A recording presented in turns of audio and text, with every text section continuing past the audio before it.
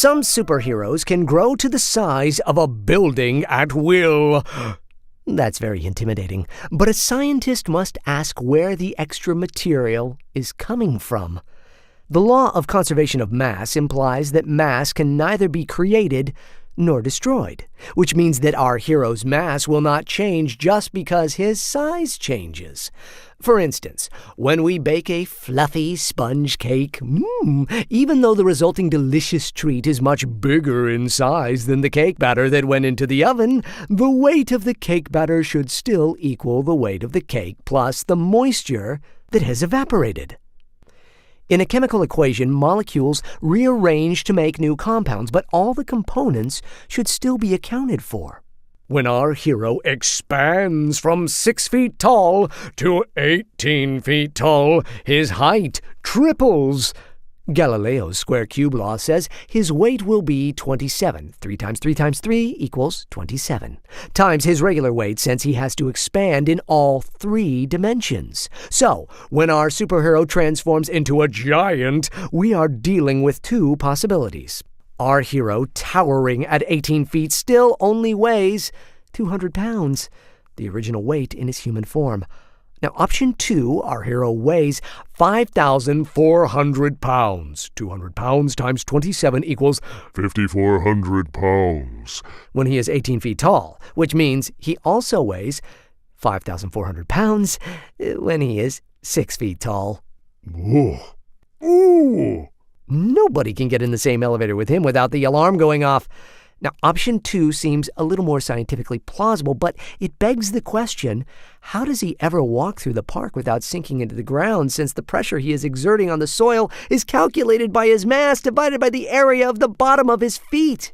And what kind of super socks and super shoes is he putting on his feet to withstand all the friction that results from dragging his 5,400-pound body against the road when he runs?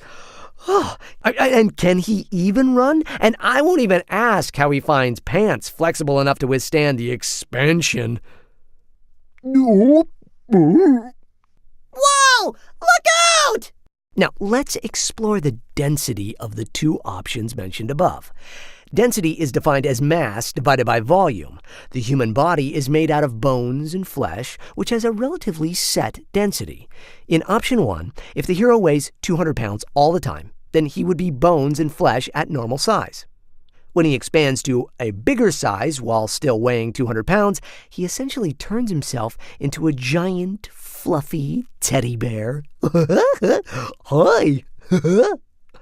In option 2, if the hero weighs 5,400 pounds all the time, then he would be bones and flesh at 18 feet, with 5,400 pounds of weight supported by 2 legs. The weight will be exerted on the leg bones at different angles as he moves. Bones, while hard, are not malleable, meaning they do not bend, so they break easily. The tendons would also be at risk of tearing.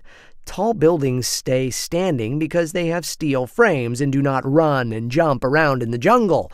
Our hero, on the other hand, one landing at a bad angle, and he's down.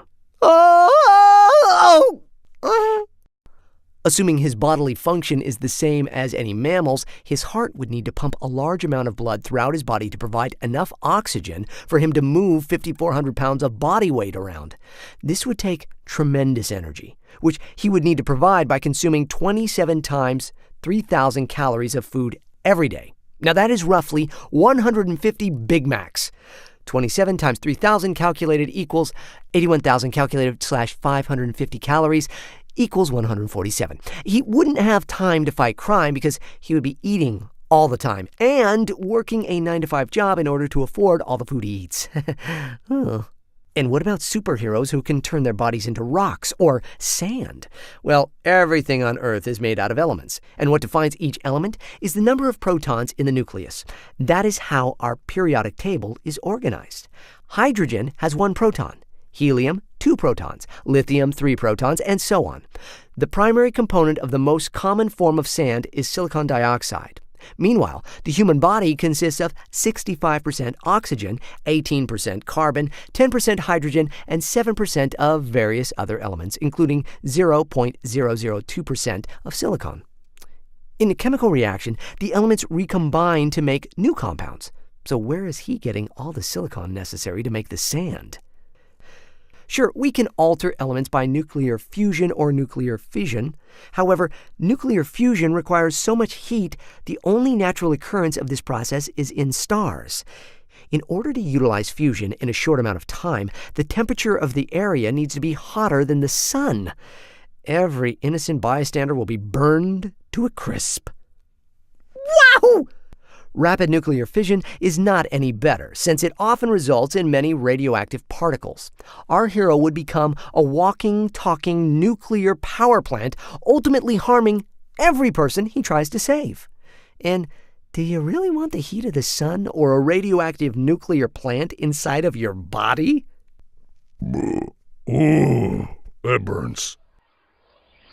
Now, which superpower physics lesson will you explore next? Shifting body size and content. Super speed. Flight. Super strength. Immortality. And invisibility.